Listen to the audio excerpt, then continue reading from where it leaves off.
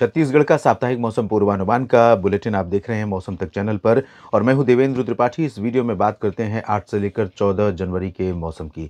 दोस्तों 8 से 14 जनवरी के बीच में छत्तीसगढ़ के भागों में मौसम में कोई बड़ा परिवर्तन नहीं होगा। शुरुआत में ही मैं आपको बता दूं क्योंकि जब मौसम की कोई हलचल नहीं है तो मैं अननेसेसरी अनावश्यक रूप से आपको सिर्फ डराने के लिए चीज़ों को हाइप नहीं करूंगा जिस तरह से मीडिया में किया जाता है।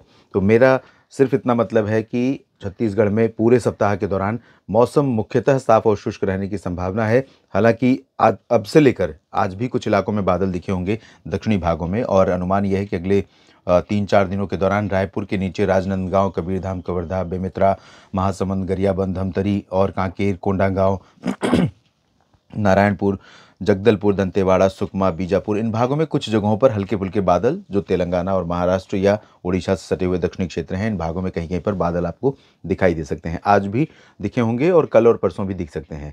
और इसके अलावा उत्तरी क्षेत्रों में आज से ही ठंडी उत्तर पश्चिमी हवाएं वैसे कल से ही चलनी शुरू हो गई हैं। इस वजह से आज सुबह का मौसम ठंडा रहा होगा। यहाँ पर तापमान कल से आज कुछ कम रिकॉर्ड किया गया होगा सुबह के समय में।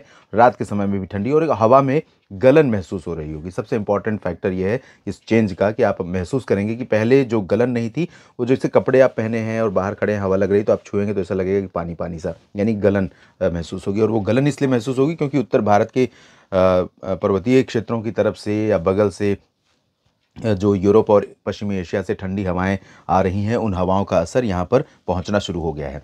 धीरे धीरे यानी कि जैसे जैसे हम आगे की तरफ बढ़ेंगे, यानी 9, 10, 11, 12, 13 और 14, तो धीरे धीरे और अधिक ज़िलों में इन ठंडी हवाओं का असर यहाँ पर बढ़ता हुआ नज़र आएगा। जहाँ जहाँ तक ये हवाएं पहुँचेंगी, अनुमान यह है कि सप्ताह के आखिर तक बालोद, धमतरी और गरियाबंद, कांकेर, इन भागों में भी और यहाँ तक कि सुकमा, दंतेवाड़ा, नारायणपुर में भी इन ठंडी हवाओं का असर पहुँचेगा। तो इन हवाओं के कारण यहाँ पर तापमान में गिरावट रिकॉर्ड की जाएगी और मकर संक्रांति से पहले राज्य के तमाम जिलों में बिलासपुर, बैकुंठपुर, कोरबा, सरगुजा, कोरिया, बलरामपुर, जशपुर, राजगढ़ और रायगढ़, जांजगीर चांपा, बिलासपुर, इन सभी भागों में कई जगहों पर मिनिमम टेम्परेचर हो सकता है कि सामान्य से नीचे पहुंच जाए। और सामान्य से नीचे पहुंचने का मतलब यह है कि मौसम में सर्दी बढ़ जाएगी। तो इस तरह की परिस्थिति यहाँ पर होगी। और जब ये हवा चलनी शुरू होगी तो यहाँ पर जो धुंध या कुहासा या कोहरा कुछ जगहों पर जो पॉकेट्स में नज़र आ रहा है अभी, वो इन हवाओं के प्रभाव से साफ हो जाएगा। और जब कोहरा या धुंध कुहासा यानी कि हवा में जो सतह से लेकर 500 मीटर तक या 1 किलोमीटर की हाइट पर, ऊंचाई पर जो कोई भी व्यवधान है हवा में, नमी के रूप में, कोहरे के रूप में, कुहासे, धुंध, प्रदूषण या बादल के रूप में, वो सब कुछ इन हवाओं के कारण साफ हो जाएगा। और ऐसे में दिन में धूप अच्छी खासी देखने को मिल सकती है।